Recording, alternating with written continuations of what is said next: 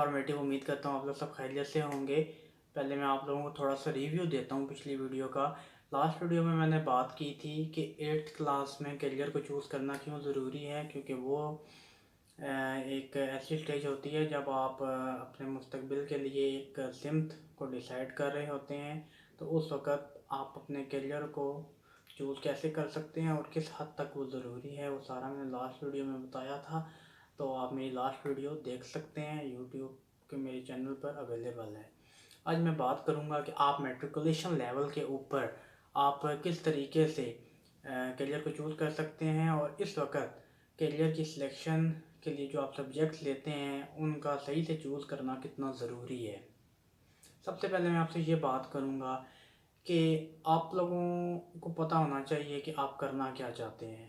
मैंने last video में भी यही बात की थी, इस वीडियो में भी यही बात कर रहा हूँ और बार बार ये बात इसलिए कर रहा हूँ कि जब आपको पता ही नहीं है कि मैंने करना क्या है तो आप अपना करियर अच्छे तरीके से चूज़ नहीं कर सकते।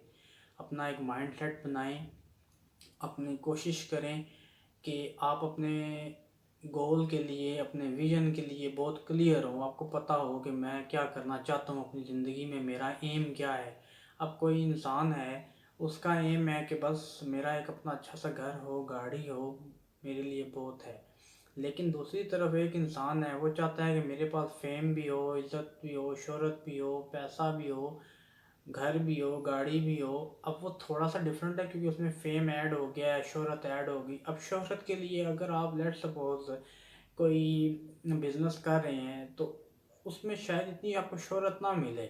वही अगर कोई एक्टर बन जाते हैं, कोई फिल्म स्टार बन जाते हैं, कोई आप टीवी एंकर बन जाते हैं, कुछ भी ऐसा करते हैं कि जो आपको फेम देता है, फिर आपका गोल पूरा होता है। अब यहाँ पे सारी ये बातें करने का मकसद ये है कि मैट्रिक में आपको पता होना चाहिए कि अब मैं आईसीएस का जो सब्जेक्ट चूज़ करूँगा वो क्या होना चाहिए। इंटरमीडिएट में सब्जेक्ट की अच्छी सिलेक्शन बहुत ज़रूरी है। अब इस वक्त में आपने अगर तो पीछे मैट्रिक में बायो रखी है तो आप मेडिकल की तरफ जाएं, और अगर कंप्यूटर है तो कंप्यूटर की तरफ जाएं। ऐसा मत करें कि आपने पहले कंप्यूटर रखी थी तो अब आप प्री मेडिकल कर रहे हैं, या पहले प्री मेडिकल था तो अब आप कंप्यूटर कर रहे हैं, या आर्ट्स में चले गए हैं।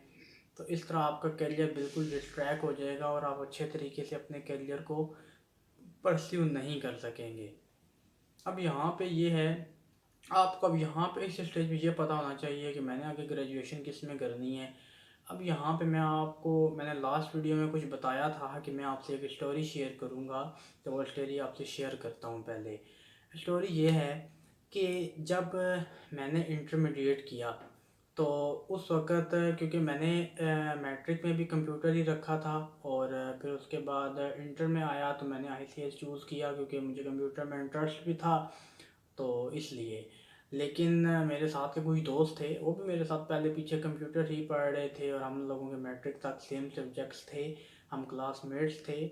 उसके बाद जब हम लोगों ने इंटर के लिए सिलेक्शन करनी थी तो उन्होंने कहा कि हम, एक ने कहा मैंने पेट्रोलियम इंजीनियरिंग करनी है, दूसरे ने कहा मैंने केमिकल इंजीनियरिंग करनी है।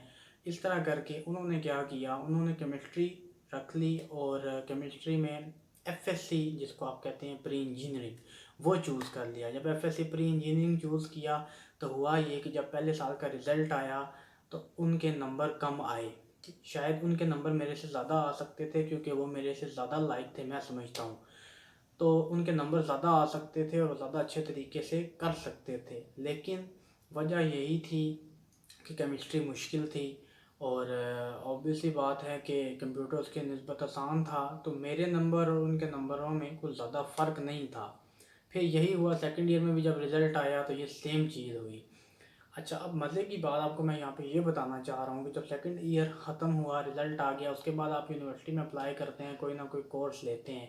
तो जब आप कोई ना कोई कोर्स सेलेक्ट करते हैं तो उस वक्त जब उन्होंने केमिकल, पेट्रोलियम, एरोनॉटिकल और पता नहीं कौन कौन सी इंजीनियरिंग में उन्होंने एडमिशन के लिए अप्लाई किया, तो मेरिट लिस्ट पे नाम नहीं आया क्योंकि नंबर कम थे। और फिर हुआ ये कि at the end of the day जब उनके मेरिट में नाम आया तो वो आया हुआ था BSIT में, BSCS में, उसके बाद सॉफ्टवेयर इंजीनियरिंग में, और इसी तरह की जो कंप्यूटर से रिलेटेड फील्ड थी या फिर कॉमर्स से रिलेटेड फील्ड थी उसमें नाम आया हुआ था। उस वक़्त फिर मैंने उनको कहा कि जब उस वक़्त 2 फिर मैंने 2 साल पहले उनको जो बात कही थी और वो बिल्कुल सही हुई कि जब मैं कहता था कि आईसीएस करो या कंप्यूटर ही रखो, तो उस वक़्त वो कहते थे नहीं हमने इंजीनियरिंग करनी है, केमिकल पेट्रोलियम करनी है। तो फिर ये हुआ कि उनका एडमिशन उसमें नहीं हो सका और आज वो लोग सारे बीएससीएस कर रहे हैं, कोई बीएसआईटी कर रहा है और कोई सॉफ्टवेयर इंजीनियरिंग कर रहा है। तो अब ये सारी बात आपको बताने का मकसद सिर्फ़ और सिर्फ ये है कि अब आप खुद देख लें कि आप पे करियर की सिलेक्शन कितना इम्पैक्ट करती है। कि पहले आपने केमिस्ट्री पढ़ी, इतनी मेहनत की, केमिस्ट्री काफ़ी टफ होता है सब्जेक्ट, उन्होंने इतनी मेहनत की और at the end of the day हुआ क्या, उनको फिर एक कंप्यूटर ही पढ़नी पड़ी। तो कोशिश करें अपनी ज़िंदगी में आसानियाँ पैदा करें, अपने लिए आसान चीज़ रखें और वो चीज़ रखें जो आप कर सकते हो। आपको लगता हो कि ये चीज़ मैं कर लूँगा और ये मैं काम अचीव कर सकता हूँ, वो काम करें। वो काम मत करें जो आप अचीव नहीं कर सकते। अब आप लोग ये कहेंगे कि ऐसा तो कोई काम नहीं है कि जो इंसान इस दुनिया में ना कर सके, अगर इंसान चाहता हो। आपकी बात ठीक है, लेकिन बात ये है कि समटाइम्स होता है कि अल्लाह ताला ने हर चीज़ हर इंसान के लिए नहीं बनाई। अगर आप ये चाहें कि मैं दुनिया के सारे काम कर लूँ तो ऐसा नहीं हो सकता, क्योंकि आपके लिए शायद 1 2 3 या 4 5 काम बने हुए होंगे जो आप कर सकते हैं एट अ टाइम। अब आप कहें कि मैं सारे काम कर लूँ तो ऐसा पॉसिबल ही नहीं है। तो अपने आप को ऐसे सिमत में रखें जो आप काम कर सकते हो और आपको लगता हो कि ये मुझे काम पसंद है, मुझे शौक़ है, मैं इसको कर सकता हूँ। अब यहाँ पे हुआ क्या कि मैंने आईसीएस चूज़ किया और मैंने आईसीएस ही किया। उसके बाद ये था कि मेरा बिज़नेस का माइंडसेट बन गया और मैं थोड़ा बिज़नेस की तरफ आ गया। अगली वीडियोस में आपको ये भी बताऊंगा कि मैं बिज़नेस की तरफ कैसे आया और मैंने कारोबार कैसे शुरू किया और कौन सा कारोबार था जो मैंने शुरू किया था।